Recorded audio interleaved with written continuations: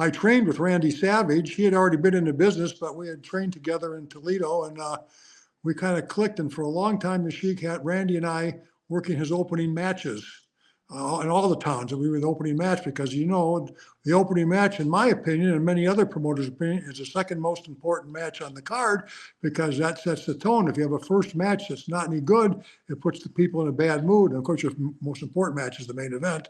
That's what they bought the tickets for. But you want to get them off on a good foot. And I took that as a compliment that they had Randy and I working their first match all over the territory.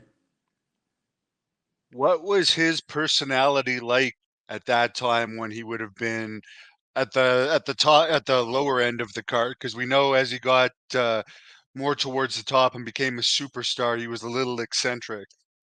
Well, he was a tough man in real life, and there's something about this guy. When we first met, we clicked. He was like an uncle or something. I don't know what to say. I remember one time in Muskegon, Michigan, we're coming out of the arena, and a bunch of rowdy youths got around him in a threatening mode, and everybody ran except me. And he never forgot that I was the only one that stood beside him, and we bluffed our way out of it. We talked to the first guy that would have attacked us would have been cut to ribbons. I can tell you that. I don't know if it would have won the fight or not, but everybody else ran but me, and he remembered that. And for the longest time, he'd invite me up to his house. I'd bring my kids up there. He had an indoor swimming pool. He had a ring in the backyard. I helped train some of the newer wrestlers after I had gotten some experience. And then one day in Indianapolis, he and Dr. Jerry Graham got in a horrible argument. And at this time, I wasn't Jerry Graham's son yet. We just rode there together because Jerry lived in Toledo. And so we just shared. I was Jerry Jaffe Jabroni. And Jerry Graham was there, and him and the Sheik got horrible, and the Sheik fired both of us.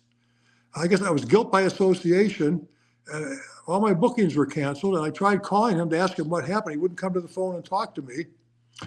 And years later, his son, Eddie Jr., asked me, whatever happened to you? You stopped coming around. He says, your dad fired me. He says, he did? Why? I said, I have no idea. I called him and asked him. He wouldn't talk to me, wouldn't come to the phone. And then the second I went to work for the competition, Flying Fred Curry, I got a phone call from him. So in other words, it was okay not to work for him, but I couldn't work for anybody else. So I wasn't going to stiff Fred Curry, so I went with him. But, to this day, I have no idea. I don't know what him and Jerry, maybe Jerry said some things that should have got him fired. It could have been. I don't know what they were talking about. They were yelling at each other. But what did it have to do with me? And why did I get fired? We'll never know. All the participants have, gone to their reward, and it's just a mystery to me why I got fired. He even blackballed me once. I was working for Dick the Bruiser, and Dick the Bruiser called me up one day and says, Jerry, I'm going to have to stop using you for a few months.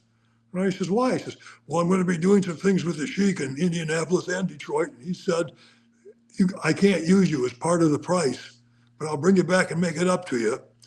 So I was furious then that he went to another promoter.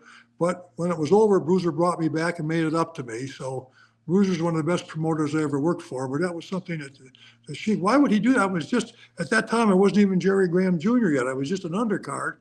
And, but that's the business,